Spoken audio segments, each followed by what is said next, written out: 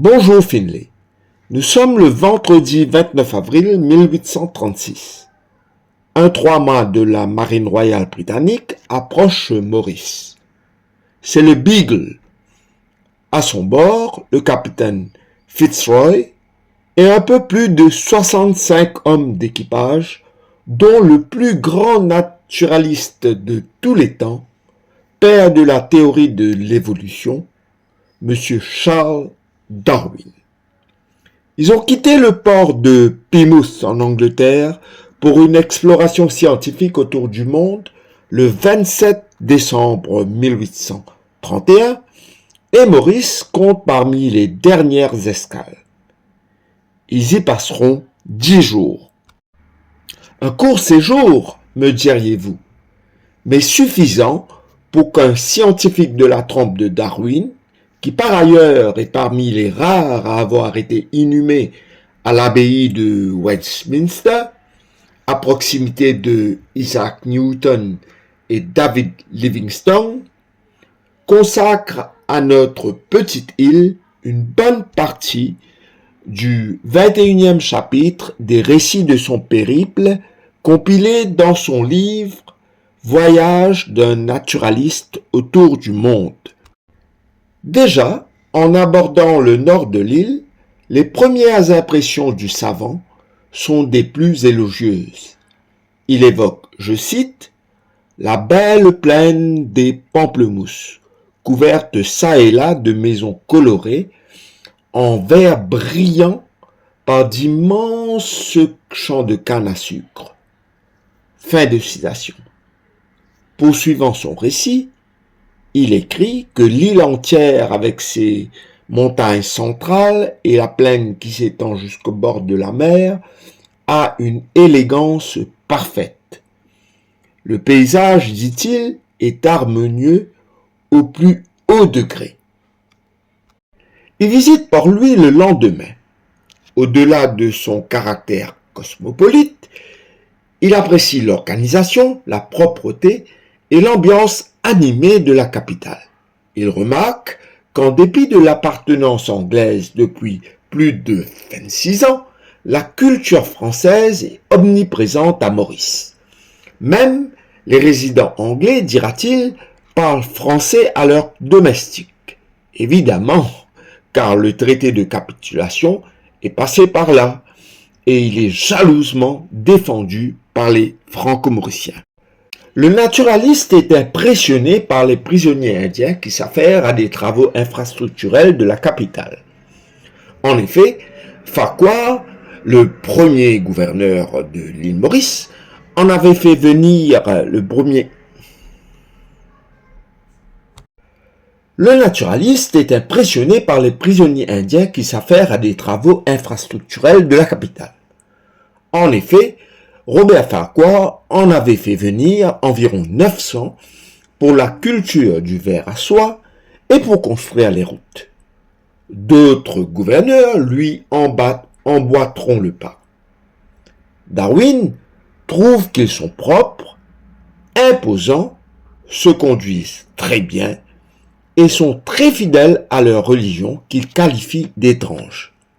Toutefois, je vous avoue que là, c'est moi qui considère sa remarque d'étrange pour un homme de son acabit et qui est supposément ouvert d'esprit.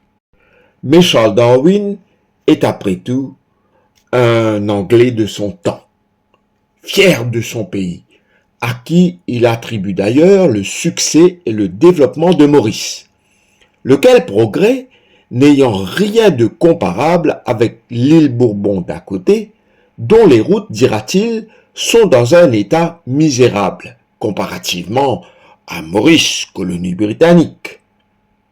Charles Darwin ne fera, par ailleurs, aucune référence à la population majoritaire de l'île à l'époque, que sont les anciens esclaves. En effet, l'île Maurice, colonie britannique depuis 1910, compte environ 100 000 habitants. L'Empire britannique a aboli l'esclavage depuis 1833, mais ici, ce n'est que depuis le 1er février de l'année précédente que l'acte a été entériné. Toutefois, les quelques 65 000 anciens esclaves sont tenus au service de leur maître à travers le système d'apprentissage pour une période de 4 ans. Quoi qu'il en soit, l'agenda de Charles Darwin sera des plus chargés à Maurice. Le 2 mai, il fera l'ascension de la montagne du Pouce qui s'élève à 2600 pieds d'altitude. Là, il se fera une meilleure idée de notre géographie. Il sera par ailleurs le premier à gravir ce sommet qui est le 3e plus haut du pays. À partir du 3 mai, le père de la théorie de l'évolution sera l'invité de l'ingénieur civil en chef du pays, le capitaine John Augustus Lloyd. Ce sympathique hôte possède une maison de campagne dans un cadre idyllique situé, selon les dires de Darwin, sur les bords des plaines Williams, à environ 6 miles de la ville. Darwin dira qu'il y restera 2 jours dans une habitation délicieuse où l'air est toujours frais et qui est située à près de 800 pieds au-dessus du niveau de la mer. Il y fera plusieurs promenades charmantes.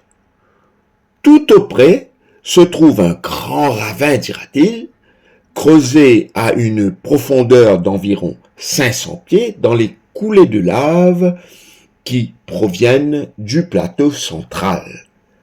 Cette maison de campagne, voyez-vous, ainsi que son cadre paradisiaque, existe encore. C'est la résidence du Tabor à Balfour. À partir du 5 mai, Darwin visitera une partie de l'île sur le dos d'un éléphant. Le seul de l'île, d'ailleurs, que possède John Lloyd et qu'il met à la disposition de son invité. De ses propres mots, Darwin trouvera rien de plus pittoresque comme le contraste des collines escarpées et des champs cultivés. Il dira qu'à chaque instant, il est tenté de s'écrier « Comme je serais heureux de passer ma vie ici ». Ne sommes-nous pas fiers de cela? Toutefois, le 9 mai, Charles Darwin reprend la mer sur le Beagle pour retourner en Angleterre. Il poursuivra sa carrière de chercheur naturaliste avec brio et contribuera à changer nos rapports à la création et à la civilisation, entre autres, pour le meilleur, mais aussi pour le pire, lorsque ces théories seront malheureusement perverties pour donner la doctrine ignoble du darwinisme social. Charles Darwin n'a jamais oublié l'île Maurice. En 1874, il s'insurgera avec d'autres scientifiques contre le déboisement de l'île d'Aldabra aux Seychelles, qui faisait alors partie de Maurice. Il exprime ses inquiétudes dans une lettre adressée au gouverneur Hamilton Gordon. Ce dernier accueillera favorablement la requête de protéger l'île d'Aldabra. Ainsi, les tortues géantes d'Aldabra seront sauvées et bon nombre d'entre elles ramenées à Maurice, non pour les manger cette fois-ci, mais pour les protéger. J'espère que vous avez apprécié ce voyage dans le temps sur les traces de Charles Darwin à Maurice il y a 190 ans. Merci Finlay et bon dimanche à tous.